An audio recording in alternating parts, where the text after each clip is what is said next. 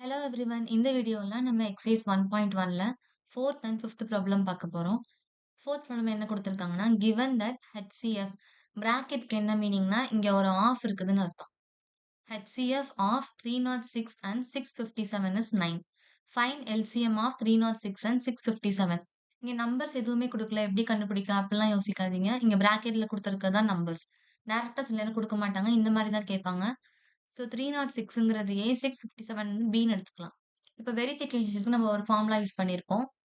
அது என்னதுன்னு பார்த்தோம்னா, HCF into LCM is equal to A into B.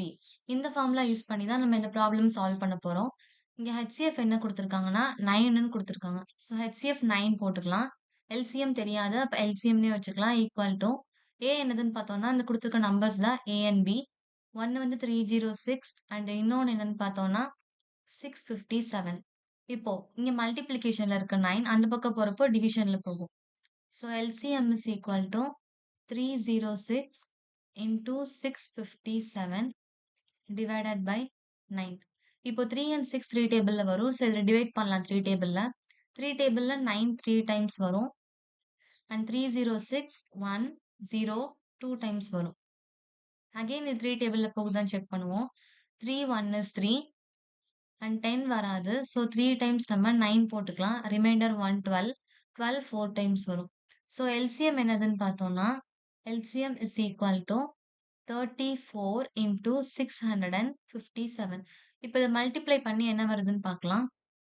இப்போ இத மல்டிப்ளை பண்ணி பார்த்தீங்கன்னா, உங்களுக்கு வரக்கூடிய ஆன்சர் 222338. ஸோ எல்சிஎம் என்னன்னு பார்த்தோம்னா 22338. இந்த ப்ராப்ளம் டவுட் இருந்தா கமெண்ட் செக்ஷன்ல கேளுங்க. இப்போ நம்ம 5த் ப்ராப்ளம் பார்க்க போறோம். செக் வெதர் 6 பவர் n இப்படி மேல ஆரோ மாரி போட்டாங்கன்னா, அது 6 power n can end with the digit 0 for any natural number n. இப்ப என்ன குடுத்திருக்காங்கன்னா, 6 பவர் n வந்து 0ல முடியுமா இல்லையான்னு கேட்கறாங்க. n வந்து எனி நேச்சுரல் நம்பரா இருக்கலாம். நேச்சுரல் நம்பர்னா 1ல இருந்து இன்ஃபினிட்டி வரைக்கும் என்ன நம்பரா வேணா இருக்கலாம். இப்போ இது 0ல முடியுமா இல்லையான்னு கேட்கறாங்க. எந்த ஒரு நம்பர் 0ல முடியும்னாலும், அது கண்டிப்பா 2 அண்ட் 5 ஃபேக்டர்ஸா இருக்கணும். ஃபார் எக்ஸாம்பிள் 10 எடுத்துக்கலாம். 10ஓட ஃபேக்டர்ஸ் என்னன்னு பார்த்தோம்னா, 2, 5 அண்ட் 5, 1. இப்போ 10 0ல முடியுது. இதோட ஃபேக்டர்ஸ்ல 2, 1, 5 இருக்கு. இப்போ 50 எடுத்துக்கிட்டோம்னா, அதோட ஃபேக்டர்ஸ் பார்த்தீங்கன்னா, 2 டேபிள்ல 25 டைம்ஸ் வரும். அண்ட் 25 வந்து 5 டேபிள்ல 5 டைம்ஸ் வரும். அகைன் 5 டேபிள்ஸ்ல 5 டேபிள்ல 1 டைம் வரும்.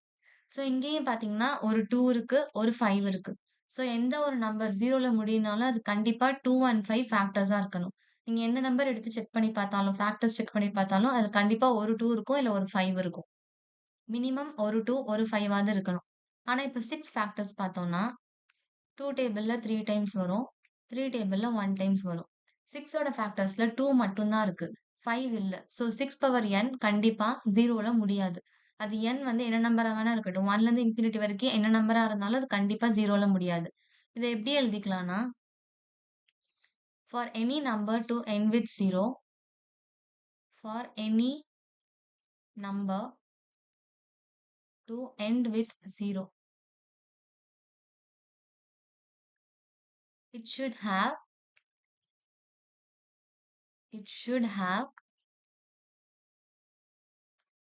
2 and 5 as its factors.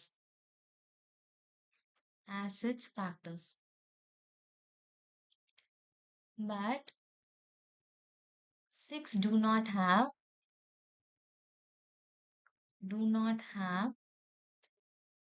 5 as its factor.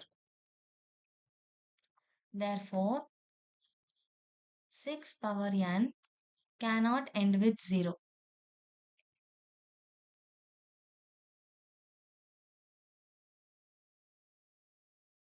நீங்க எப்படி எழுதினாலே போதும். Thank you. உங்களுக்கு வேற எதுவும் டவுட் இருந்துச்சுன்னா கமெண்ட் செக்ஷன்ல கேளுங்க. இல்ல டீச்சிங் மெத்தட்ல எனி சேஞ்சஸ் வேணும்னா அதையும் கமெண்ட் செக்ஷன்ல கேளுங்க. Thank you.